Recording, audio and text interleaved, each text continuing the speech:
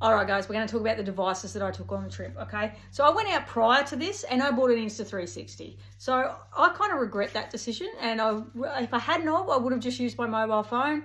And we all know that the old iPhone makes amazing footage. Having the ability to use the 360 is really cool. The 360 footage is, you know, you're not turning around, you're not running down the track, you can get yourself walking along. That's all really cool.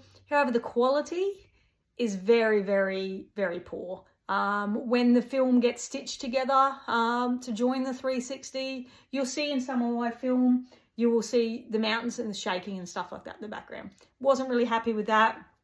Still learning it though, but have seen online that that is a bit of a problem.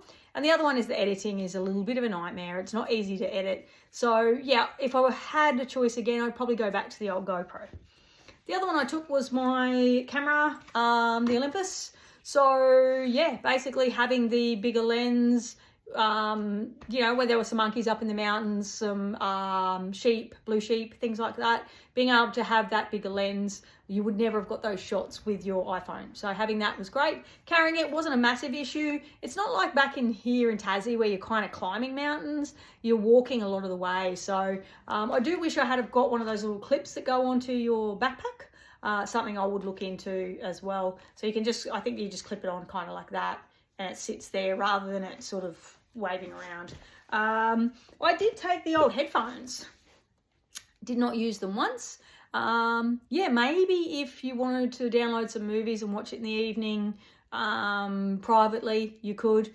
Didn't use them at all. So I did take, and I haven't been able to find it since, a small portable battery bank. And also I only used that once to charge the mobile phone.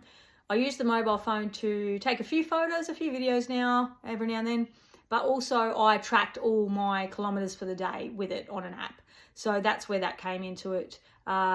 Most of the hostels that we stayed in, tea houses, guest houses, had charging ports in every room. And the ones that didn't allowed you to charge down in the common area. We didn't pay for charging anywhere along Soon Valley or Manaslu Trek. We also didn't pay for Wi-Fi, but it was an option to pay for Wi-Fi in a couple of places.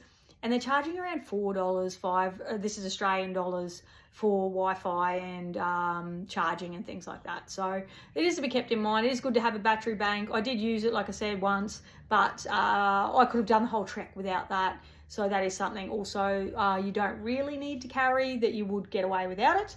I did have a backup battery for the digital camera though. Yeah.